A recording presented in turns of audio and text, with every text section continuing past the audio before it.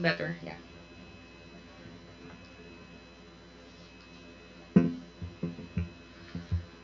Attorney Roque, with regard to Biancham, as a former chairman and president of Biancham, and of course, a very known lawyer, are you familiar with its subsidiaries? Wholly owned corporations by an existing corporation, Mr. Chair. Are you familiar with the subsidiaries of Biancham?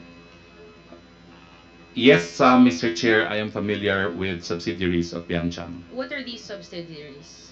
I have PH2, which is wholly owned by Biancham. There's another one, Lat something, which is also a holding corporation for another real estate company. Let's show on the GIS on 2020 the subsidiaries. The subsidiaries, as stated in the GIS. Can we show it, please? So you have 4 subsidiaries. Yes, Madam, That's, Mr. Chair. that's PH2, Lot, First Bataan, Mariveles Power, and Block 19 um, in Pinewoods Village. So, since PH2, Lot 37, Pinewoods is subsidiary, I'm sure you're familiar with PH2, correct? Yes, Mr. Chair. And you confirm that Biancham currently owns 99.9% of PH2, and even in 2018 it was 95%, Mr. Chair. Yes, Mr. Chair. In fact, in 2018, you were a shareholder, the resource person is a shareholder of PH2. Yes, Mr. Chair. And at one point, even the chairman and president of PH2. Yes, Mr. Chair. And this attorney Ortega, who acquired, now owns 99% of Biancham, was also a shareholder of PH2, correct? Yes, Mr. Chair. In fact, he was a director, correct? Yes, Mr. Chair. And you confirmed that at one point, as stated in the 2022 GIS, a certain attorney Gonzalez became a shareholder of PH2 as well. Yes, Mr. Chair. So these are the breakdowns of Biancham's incorporators in 2014, PH2 stockholders in 2018, and Biancham's first GIS and amended GIS in 2022. So essentially, in Biancham, in 2014, you owned 49.96%. In March 2020, you owned 98%, and just in 7 months, it was Attorney Ortega who owned 99% of Biancham. By virtue of a trust agreement, Mr. Chair. Currently, and PH2 stockholders in 2019, Biancham Trading owns 95%. This was in 2018 GIS as reflected. You own 1%.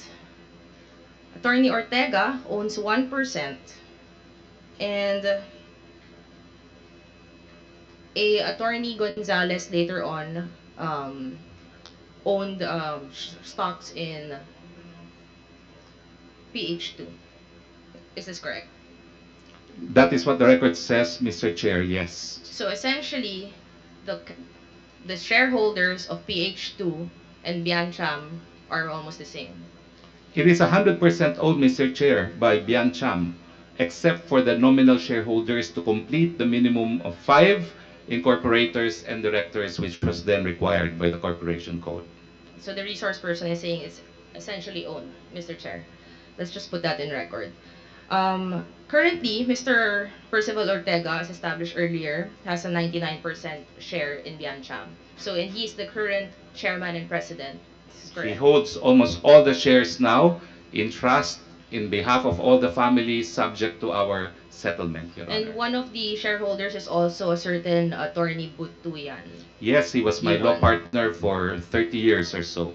So you, attorney Butuyan, and attorney Ortega, what is your relationship with each other? Were you classmates, all partners? Yes, we are all classmates, and that is why the family trusted Attorney Percival Ortega to take care of the interests of everyone. Would you know if there are other companies wherein attorney Ortega is the chairman and president of?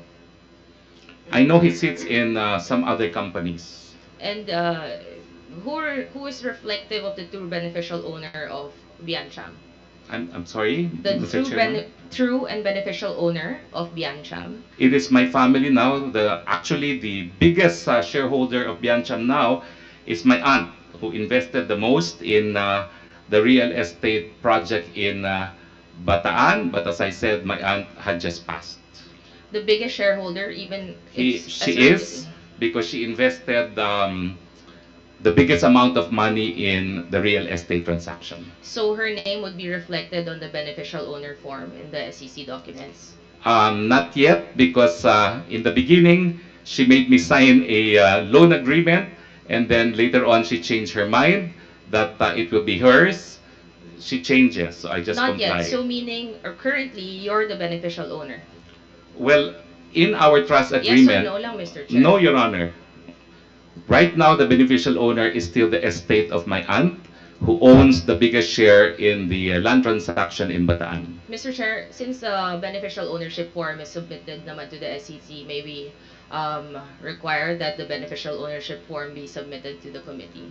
I I am not aware, Mr. Chair, if we submitted one in fact, because it is just a trust agreement amongst family members. This is a requirement under the SEC. You're a very competent lawyer. You're not aware, and were you not the president? So you do not know the submissions?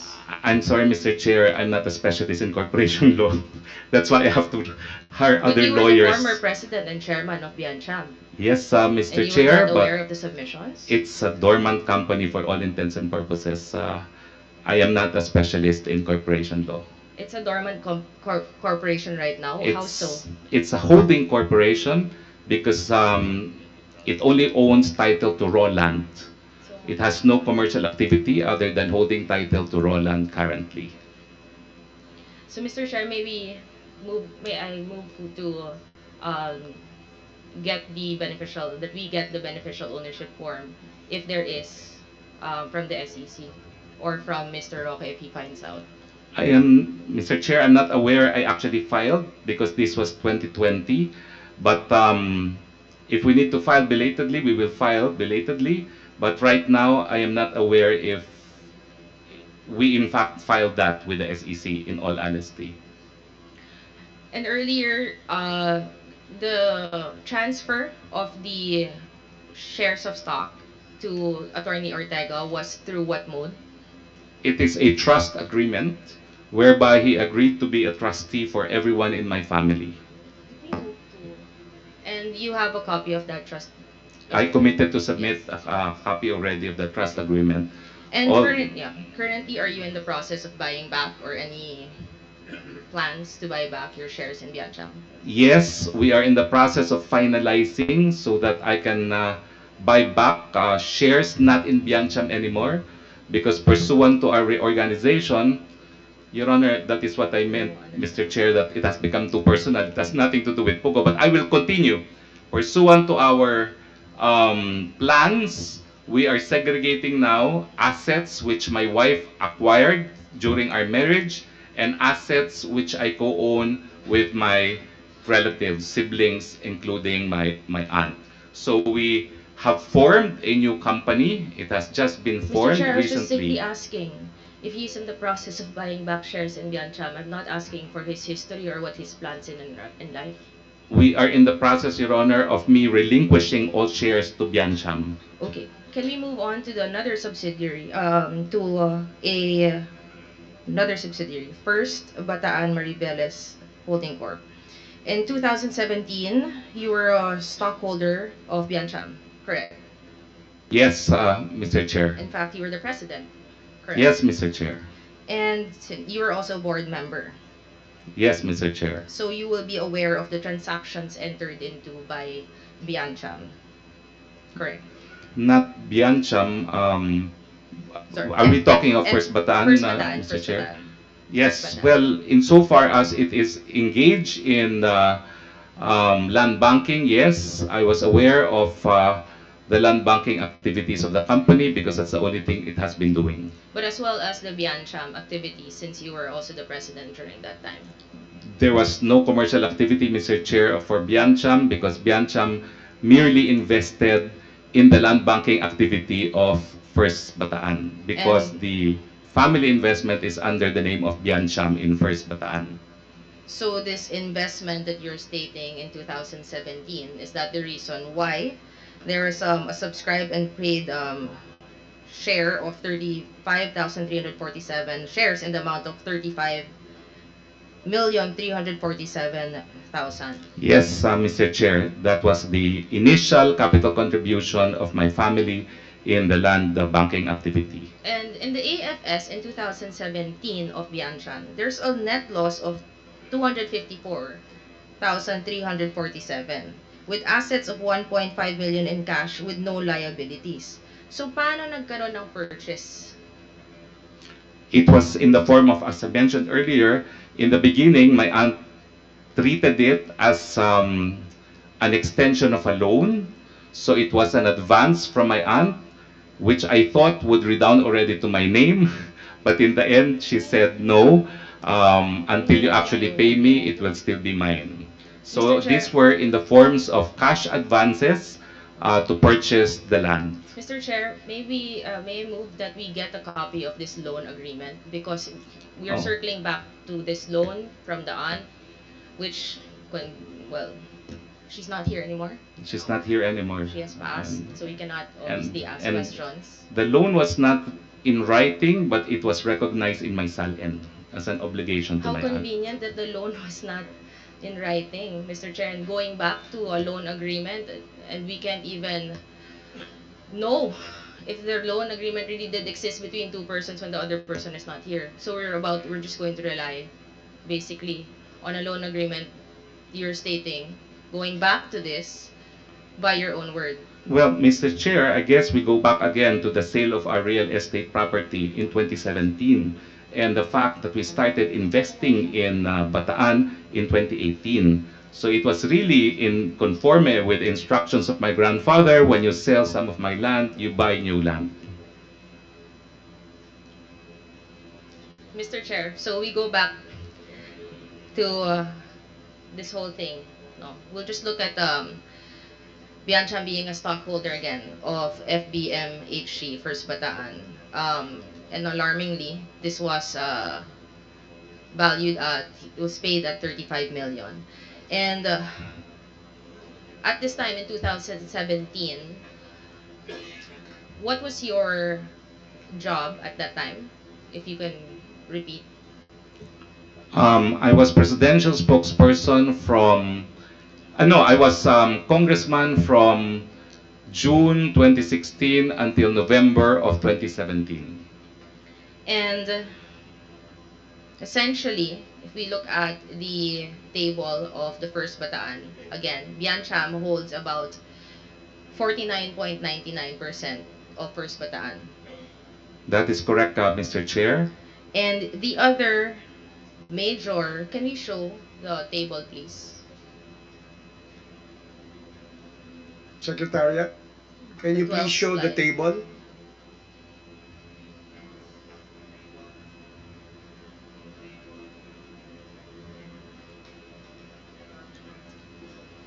I'm sorry. And the other major shareholder of equal footing at 49.99% is a certain Green Miles Realty, correct? That is correct, Mr. Chair. And we have other shareholders, Danny Coral, Attorney Butuyan, Jessica Go, Jar May Garcia, and Candice Coral, correct? Yes, that is correct, Mr. Chair. Who are these persons? Who is Jessica Go? Jessica Ko used to be a staff lawyer in my law office. She is now a state prosecutor at the Department of Justice. So she used to work under your law office. Yes, with Mr. Chair. Attorney Butuyan, who's also a shareholder.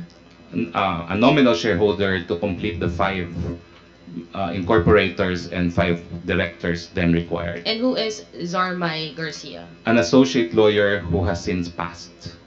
of also the same law firm? Yes, Mr. So Chair. you have 2 associated lawyers under your law firm that became a nominal shareholder in this big corporation. Yes, Mr. Chair. And who is Danny Coral? He is a very good friend of mine who is present today. He is an accomplished sugar trader since 1985. And Candice Coral? Candice Coral is the daughter of Danny Coral, who is my ihada in her wedding. And Green Miles Realty Corp. What is this corporation? That is a corporation owned by the Coral family. It has been in existence since 2010. And can you, so as we can see, Green Miles is essentially 56% Danny Coral, 28.5% Candice Coral, who are also shareholders of First Bataan, nominal shareholders, who essentially own Green Miles Realty Corporation, correct?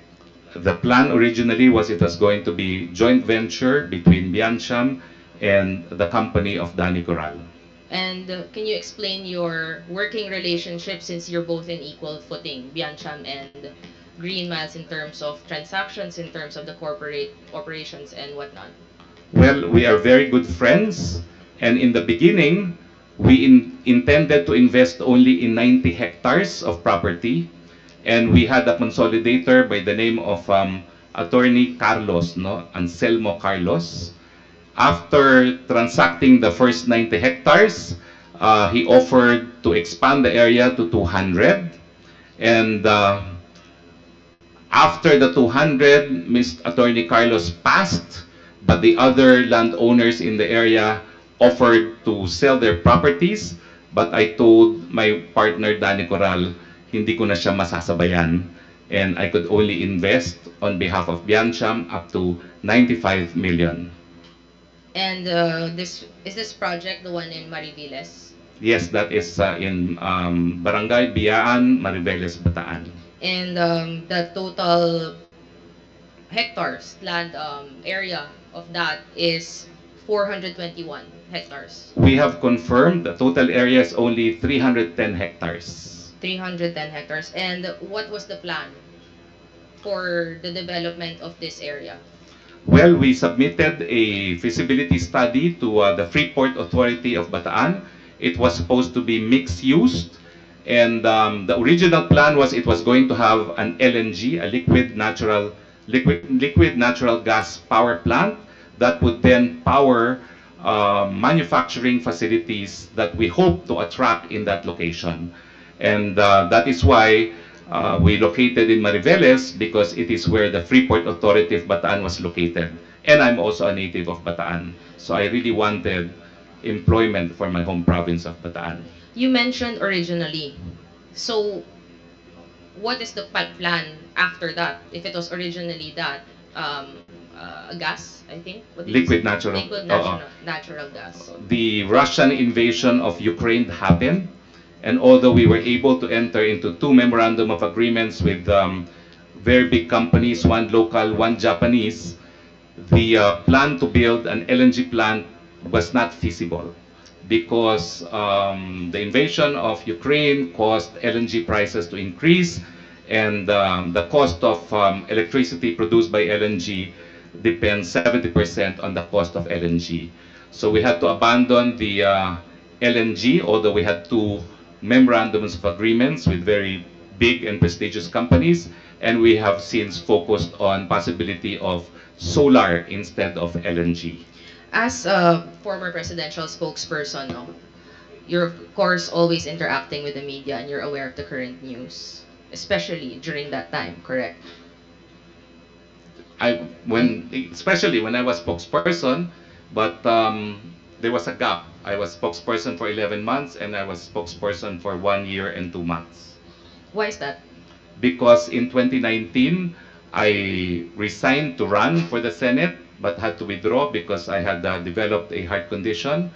And then I was out of government from October 2018 until I was called back at the height of COVID in April of 2020 already. So during some time, this article has already been deleted. Billionario. Yes, that article caused so much trouble.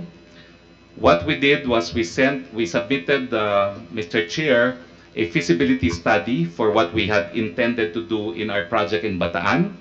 And of course, it's very flowery, but unfortunately, the application to be part of the territory of the Freeport Authority of Bataan somehow leaked to the media, and it was reported in Billionario that we already had net worth equivalent to what we projected would be the net worth of the company after 20 years. So the thrust of the article was we were worth 55 billion already, as if we had Mr. Chair, already implemented in the the same feasibility article, study. there was a mention there that there were plans to create a POGO site there. No, Your Honor. It was a BPO site, and I consulted with, in fact, the father of BPO in the Philippines, who was my doormate in UP, former president of PAL. We reserved a BPO sector there, and Mr. Santa Maria, who is really the father of BPO in the Philippines, who was then in PAL, said that when I leave PAL, I will help you develop the BPO industry, especially since Bataan has a very young workforce. So you're denying everything that this article is saying? Definitely, because it assumed that we had already realized what was included in the feasibility study, and it had such an impact on my wife. Okay, That Mr. Chair, my- yun lang naman yes. kailangan natin marinig if Oo. he is denying everything that was stated in this Yes, article. yes. Let's go to the PH. Let's go back to PH2. In PH2, there's a house in Tuba, Benguet. Correct. That is correct, Mr. Chair. And you're again, we established you're incorporator of PH2. And you were in fact a president for a couple of years of PH2 in 2017 and even in 2018, correct? That is correct, Mr. Chair. And this was the time that you're also the presidential spokesperson. What year again, Mr. Chair? Because I have to verify. 2017, latter, you said, of 2017 and even in 2018, correct? Yes, yes, Mr. Chair. And you know that as a president and member of the board of PH2, then you have to review contracts and you would know transactions. As a lawyer, you would do your due diligence naman kahit paano. Well, yes, we read contracts. Yes, Mr. Chair, we do. And in this house, you were living for a while in Yes, Tuba, right? from 2019.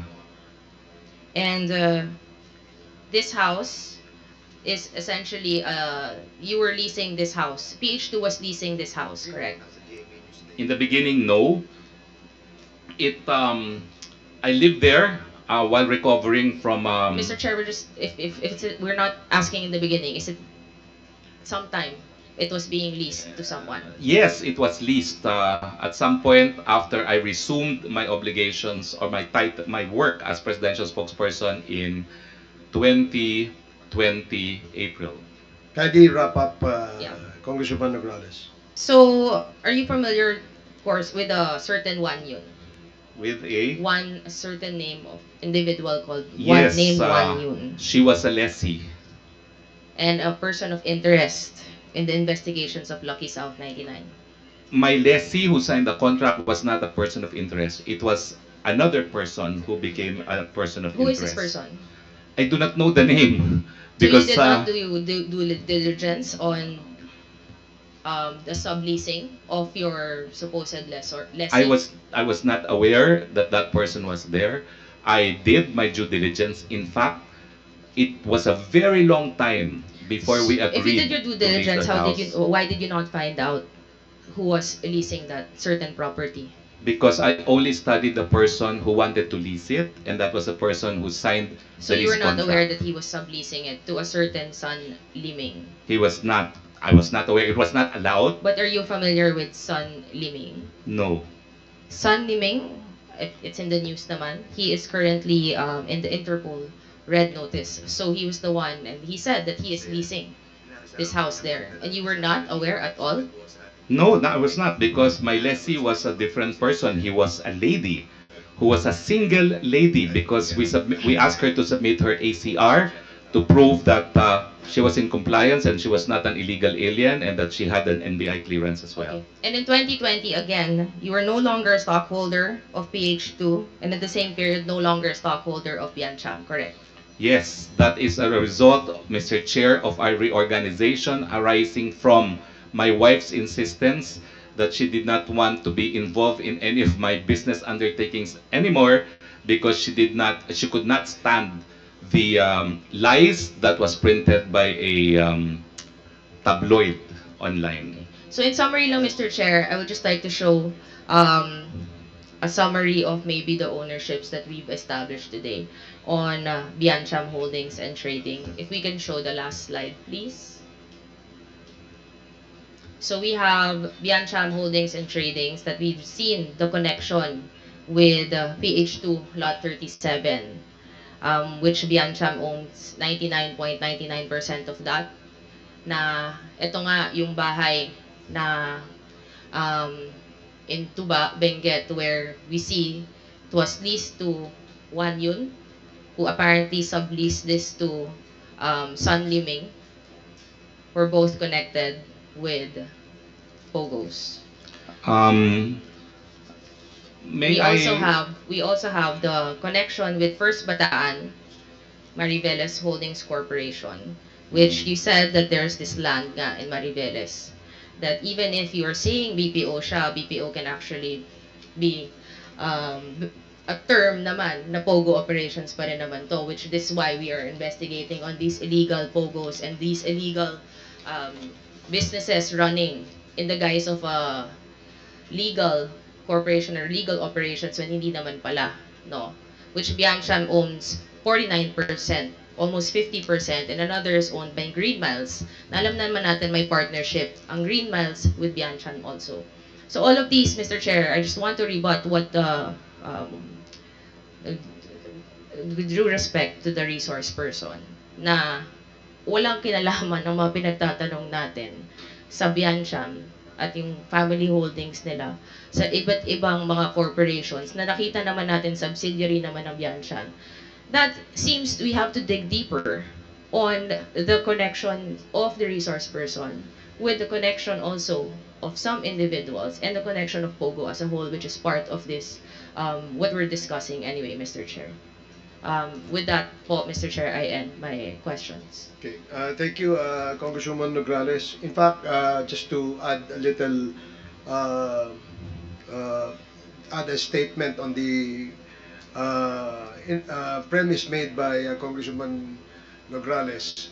Ang isa ho sa topic na ating inimbestigahan dito ay yung land acquisitions ng mga Chinese citizens, no? And because of the thousands of hectares that they've acquired in the country, there seems to be some sort of a pattern, no? Kaya pagka may ganyang kalaking mga lupang binibili, it actually begs the question of ano yung purpose nitong mga lupang ito. Now, dahil sa atin ay maraming pumapasok na mga Chinese namimili ng lupa at ginagamit sa mga illegal na pogo, so that perhaps is the reason why questions being propounded by the members of the committee direct towards that particular information. And of course, we do expect that the resource person will cooperate with respect to the documents that they are requiring from your end, Attorney Harry. Mr. Chair, I would like to volunteer again to correct the statement of Congresswoman Nograles that we intended to use part of the Bataan property for Pogo by offering to voluntarily submit what we submitted to the Freeport Authority of Bataan, which was a requirement of the Freeport Authority of Bataan. There was nothing mentioned there of Pogo. We commissioned a reputable company in Qatar to do the master plan, and the plans itself, including a brochure that we prepared in order to attract investors, will indicate we had no area intended for Pogo. Just to underscore that we have no connection with Pogo, and even in our plans that we had submitted to Freeport Authority of Bataan, perhaps this committee may want to subpoena it from the Freeport Authority of Bataan to make sure that it was in fact the feasibility study that we submitted will show that not a single inch of the property was intended for Pogo. Okay, Thank you, Mr. Chair. Thank you, Attorney Roque.